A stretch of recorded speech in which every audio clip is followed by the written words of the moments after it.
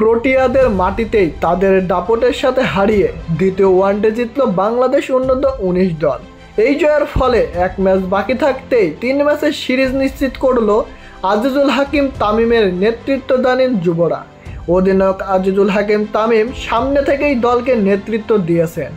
ম্যাচে প্রথমে ব্যাট করতে নেমে বাংলাদেশ নির্ধারিত 50 ওভারে 6 উইকেট হারিয়ে 265 রানের এক মজবুত পুঁজি গড়ে তোলে। অধিনায়ক তামিম নিজে খেলেন 90 বলে 67 রানের এক অনবদ্য ইনিংস। এছাড়া ওপেনার জাওয়াদ আরবারের ব্যাট থেকে আসে 53 বলে 57 রান এবং রিজান হোসেন করেন 71 বলে 52 রান। এই চ্যালেঞ্জিং স্কোর তারা করতে নেমে শুরু থেকেই ব্যাটিং বিপর্যয়ে পড়ে দক্ষিণ আফ্রিকা। মাত্র 8 রানে তারা 2টি এবং 100 রানের মধ্যে 5টি উইকেট হারিয়ে ফেলে।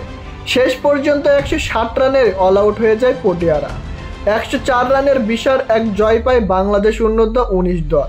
এখন বাংলাদেশের সামনে প্রোটিয়াদের তাদের মাটিতেই হোয়াইট ওয়াশ করার অন্যান্য সুযোগ। প্রিয় দর্শক, বাংলাদেশ কি পারবে প্রোটিয়াদের হোয়াইট ওয়াশ করতে? তা জানিয়ে দিন আমাদের কমেন্ট বক্সে।